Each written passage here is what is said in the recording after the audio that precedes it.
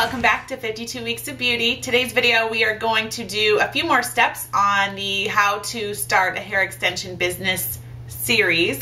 I did steps 1 through 3 and a couple of videos ago I listed all, I think 12, 11, I always forget how many there are steps. So I'll link those videos down below in the description box, but I wanted to go ahead and do the next part, which would be steps 4 through, who knows, we'll see where this video takes us. But step 4 was to get your business license. And I said just to go to Google, type in how to apply for a business license in your particular state, and that's what I did. I don't remember exactly how much it cost, but I want to say it was under $1,000.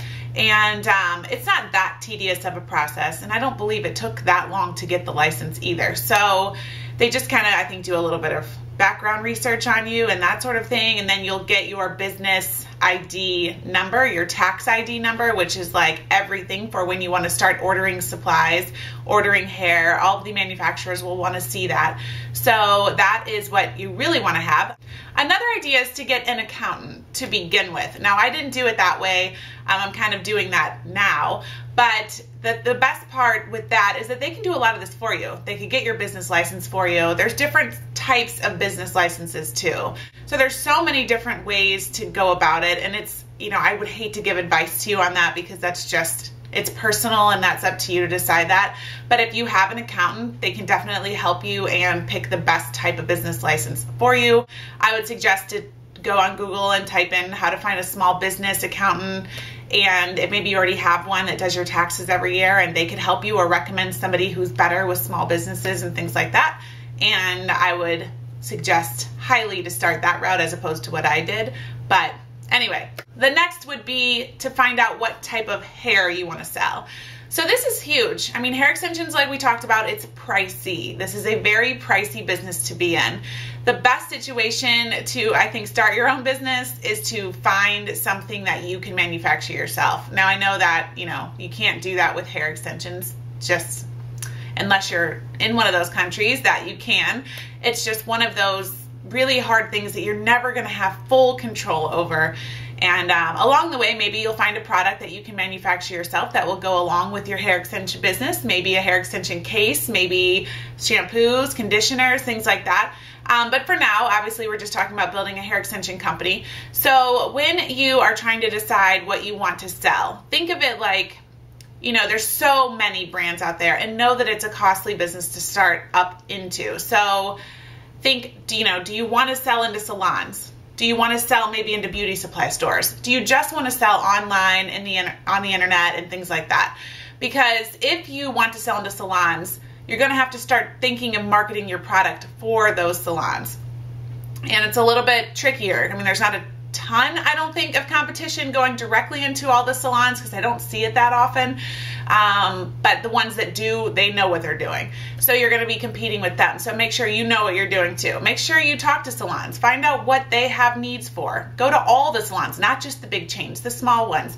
Do a little bit of homework and figure that out. Find out, do they sell more fusion? Would they even benefit from selling clip-ins there?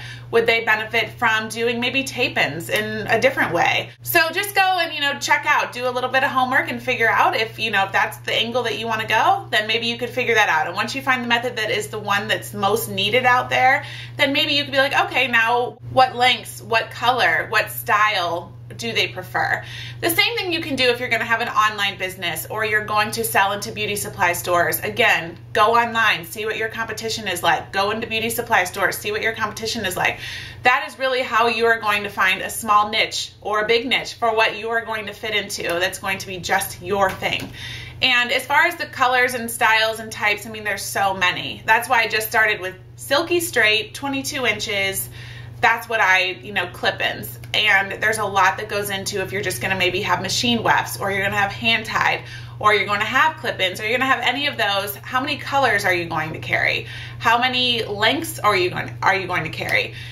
And I think just really, my advice would be to start with something that you love, that you are very familiar with. Maybe you wear them yourself. Maybe you always wear curly wefted extensions and you have them sewn in, or you have them taped in or glued in, or however you do it. that is maybe because you know a lot about that, maybe go that route at first and build off of that. You know, find what you know best, because that's what's going to come the most naturally, and I think that's what's going to be like the most exciting for you when you get the samples, because you can test them out yourself. And then if you don't wear hair extensions but you just love them, then maybe find somebody that you know loves them and have them test it out for you too, and you can kind of see what they think and what their feedback is as well. Now you have your business license and you have the hair type that you're going to sell, or hair types or colors, or you know, all of that. Then you want to go onto the global trading sites that I talked about before. And basically, here's what I would do to start is get a separate email address, because you are going to get a bazillion emails. So you're going to go, and I would also create a Word document with a perfectly said email, and you're going to be copying, pasting like crazy. So write up your email. Dear manufacturer, this is, you know, I'm so-and-so. I'm the owner of this company. I am interested in seeing the minimum order quantity and the cost for this particular type of extension or these particular types of extensions. And then you can list exactly what you're looking for. You're looking for silky straight, 22-inch clip-ins that are 170 grams. You know, that's what I was doing. Things like that, and really get into detail for what you're looking for and what type of quality you're searching for. And write that email out. Go into Alibaba, make sure you filter out by the gold suppliers, because the ones with the gold, whatever it is, I always filter out by the trusted ones, because what that means is that somebody has physically been to these factories and can verify that everything is running the way it should. And that is amazing. So I usually filter that way, and then I find people that manufacture what I'm going after, and then I will just paste that email into there. And you can also hit a box, I think it says like, you know, contact other manufacturers that may have this similar manufacturing capability, and I usually click that too. And then I'll just keep going, just keep emailing. And just realize if you're dealing with China or another country, the timing is going to be a little bit crazy. Like for me, I'm in the Midwest, I'm on Central Standard Time. I'm not able to deal with anyone in China until 7 p.m. That's what time they start their day. And so just expect a lot of late nights if you are kind of, you know, in the United States and you're doing this. And I'm not sure about the other countries and all the time zones, but whatever it is, it's if you're in the United States, it's definitely something that you're going to have to realize you're going to have some late nights. And they really are good at instant messenger too, so make sure you have that. And it's nice because you can go bing, bing, bing, bing, back and forth and not wait for all of these emails. So after you get all these replies in your Alibaba inbox or anything like that, make sure to always put your personal email in the body of the email too.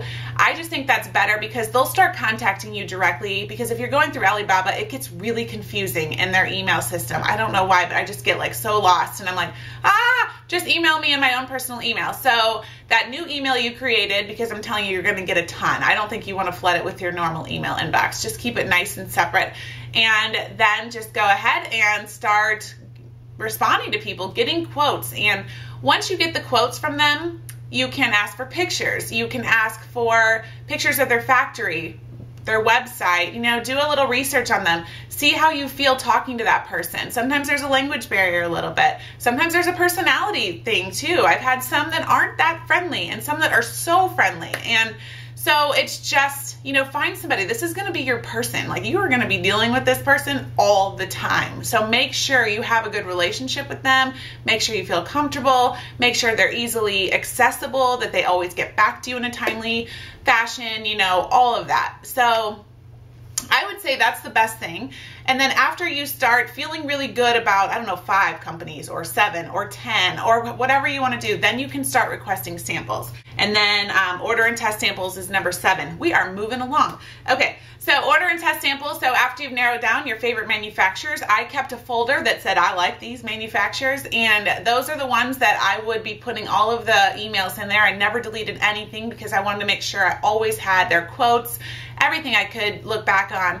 And as far as like what country, what type, do you want to carry Chinese or Indian or Brazilian? I mean, there's so many out there. Try one of each. I mean, you really have to know what your target market is or what you're going after, because every type of hair from the other countries has a different texture. So depending on what you're trying to go after, you know, Indian hair is coarser, it's a little bit drier, but it's really thick and it's durable and it holds up well. Chinese hair is soft and silky, and it's thicker than, you know, European hair. European hair mostly matches Caucasian hair, and it's thinner, and it can seem a little bit more natural and all of that, but it's a little bit harder to come by, so therefore the price might be a little bit higher. So try to play with all the different kinds out there and try to get a sample of all of them. I love getting samples of different types of hair from other countries. I'm like, whoa, I mean, it's I don't know, it's mind-blowing, and they're so different, really. And so really just kind of, I can't really say what you should carry. I think that's just up to you and your clients and your future customers and what you want to go after. Okay, and then, so after you do that, you just want to order and test samples. So the samples are typically, you know, just imagine whatever wholesale price you negotiate for that particular pack of hair. So you're going to pay that. You're usually going to pay their PayPal or Western Union fee. It's a 5 to 7%, whatever it is, 3 to 5%, something like that. They don't want to pay that. So, and I would not recommend doing wire transfer from the get-go, because that's when it won't cost you that much to do that. But at first, I don't feel that safe about that for some reason. Maybe it's fine, but I would say just do Western Union or PayPal, and honestly, I feel like I feel a lot safer with PayPal. So if you can do that, just tell them you'll pay their PayPal fee, that you want to go PayPal. If they don't, some don't, you have to do Western Union, and you'll have to pay their Western Union fee too. Then do that. And then start ordering samples. You also have to pay the shipping. So just imagine, like, one pack of hair is going to be what you're probably going to end up selling to your customer, like that price. So be prepared for that. And obviously when you're ordering a lot of them, that shipping cost will come way down, you know, because you have so many packs in the same box. And it'll come way down per package is what I'm trying to say. And also the PayPal fee and all that will kind of balance a little bit better. So you're still going to be able to sell your hair for a profitable amount. I think that is probably the best advice I can give at this point, and then we can move on to the other ones.